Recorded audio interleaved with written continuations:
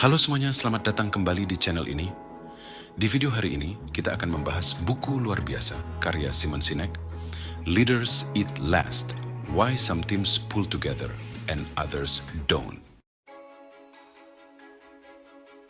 Di dalam buku ini, Simon Sinek menjelaskan gagasan inti bahwa kepemimpinan bukan hanya tentang jabatan atau kekuasaan semata, tetapi tentang peduli pada mereka yang kamu pimpin.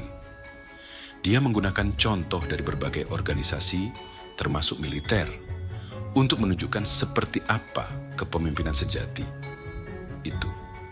Tapi yang membuat buku ini benar-benar membuka mata adalah fokusnya pada bagaimana para pemimpin menciptakan lingkungan di mana orang merasa aman dan dihargai. Judul Leaders Eat Last. Terinspirasi dari praktik di Korps Marinir Amerika Serikat, di mana para pemimpin makan setelah tim mereka. Ini melambangkan gagasan bahwa pemimpin harus mengutamakan kebutuhan tim mereka di atas kebutuhan mereka sendiri.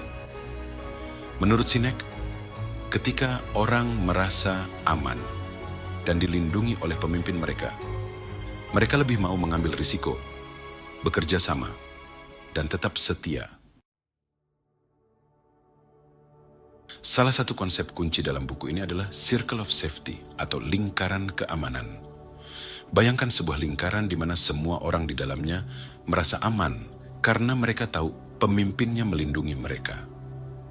Ini bukan hanya tentang melindungi karyawan dari ancaman luar, tetapi juga dari bahaya internal seperti pemecatan, politik kantor, dan pengkhianatan. Ketika orang merasa aman, mereka bisa fokus memberikan yang terbaik daripada selalu khawatir. Sinek berargumen bahwa tugas seorang pemimpin adalah memperluas lingkaran ini sebanyak mungkin. Semakin banyak orang yang merasa termasuk dan aman dalam lingkaran ini, semakin kuat tim tersebut.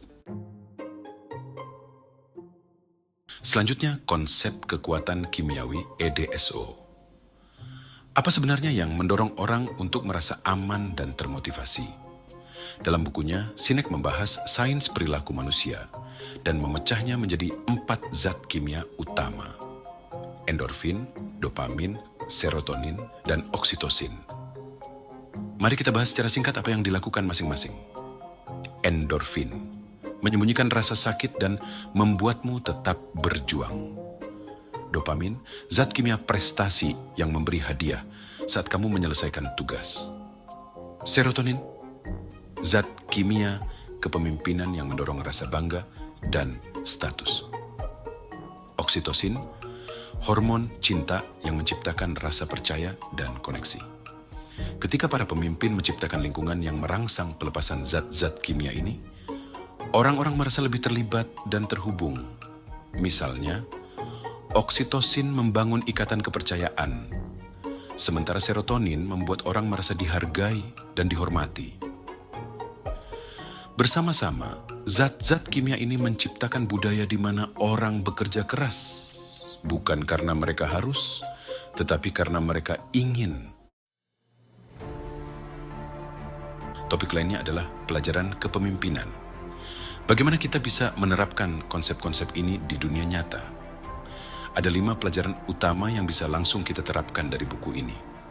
Pertama, budaya organisasi adalah cerminan dari kepemimpinannya. Jika pemimpin mendorong kepercayaan dan rasa aman, tim akan berkembang.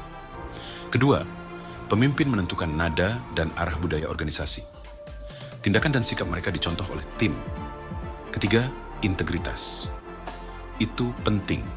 Orang ingin pemimpin yang dapat dipercaya. Pemimpin yang bertindak dengan integritas menginspirasi kesetiaan dan komitmen. Keempat, teman. Itu penting. Tim yang paling kuat dibangun di atas hubungan, bukan hanya keterampilan. Pemimpin harus mendorong hubungan pribadi dalam tim mereka. Kelima, pimpin orang bukan angka. Sangat menggoda untuk fokus pada angka dan keuntungan, tetapi pemimpin harus fokus pada orang. Ketika orang dijaga dengan baik, angka akan mengikuti dengan segatlah sendirinya. Pelajaran-pelajaran ini mengingatkan kita bahwa kepemimpinan tidak hanya tentang mendapatkan hasil, tetapi tentang membangun tim yang benar-benar berkomitmen pada misi dan satu sama lain. Pembahasan berikutnya tentang contoh dunia nyata. Salah satu bagian paling menarik dari buku ini adalah ketika Sinek menggunakan contoh dunia nyata. Dia berbicara tentang perusahaan seperti Barry Wehmiller, di mana para pemimpin mengubah budaya mereka dengan menempatkan orang sebagai prioritas utama. Bob Chapman, CEO-nya, menghapus jam absensi, meruntuhkan sekat-sekat, dan dengan jelas menunjukkan bahwa karyawan bukan sekadar roda penggerak, tetapi manusia dengan kehidupan dan emosi nyata. Hasilnya, perusahaan yang sukses dan karyawan yang sangat terlibat dan loyal. Ini menunjukkan kepada kita bahwa ketika para pemimpin fokus pada menciptakan budaya yang positif, perusahaan tidak hanya bertahan, tetapi juga berkembang.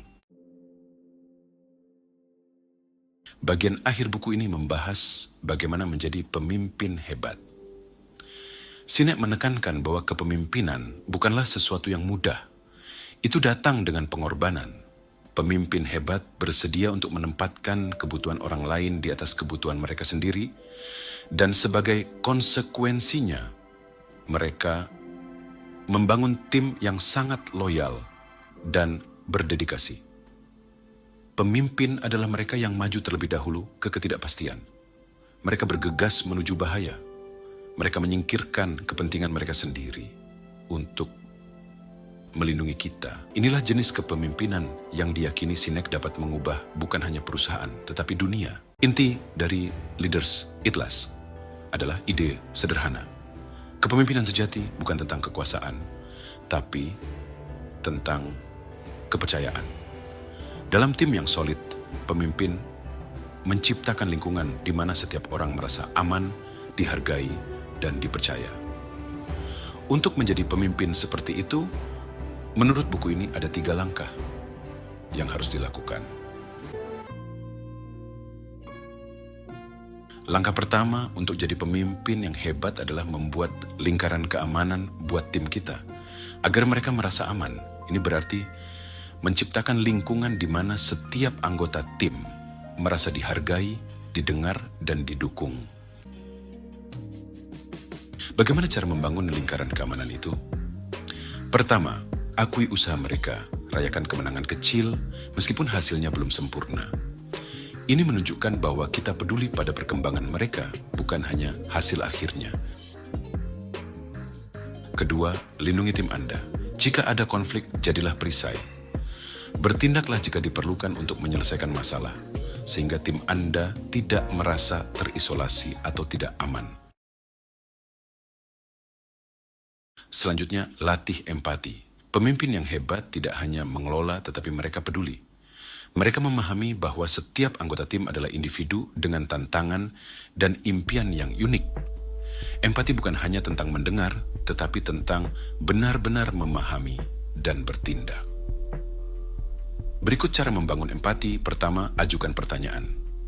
Jangan hanya berbicara soal pekerjaan, tanyakan juga tentang hari mereka, akhir pekan mereka, atau keluarga mereka. Tunjukkan minat tulus terhadap kesejahteraan mereka. Kedua, hadir sepenuhnya.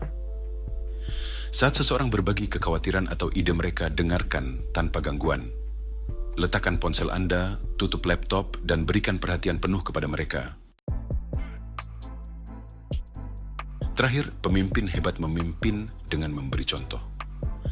Dalam Leaders Eat Last, Sinek menggambarkan bagaimana pemimpin terbaik adalah mereka yang rela bekerja keras dan melayani tim mereka. Berikut ini adalah 2 cara agar kita bisa mulai memimpin dengan contoh. Pertama, jadilah yang pertama.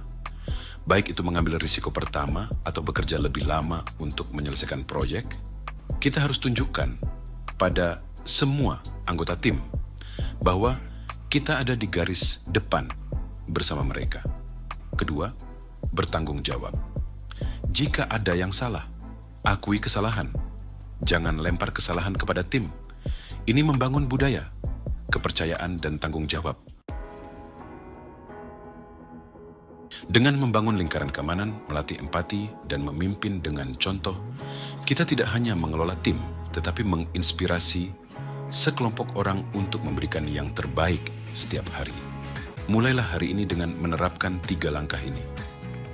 Bangun lingkaran keamanan itu, tunjukkan empati, dan pimpin dengan contoh.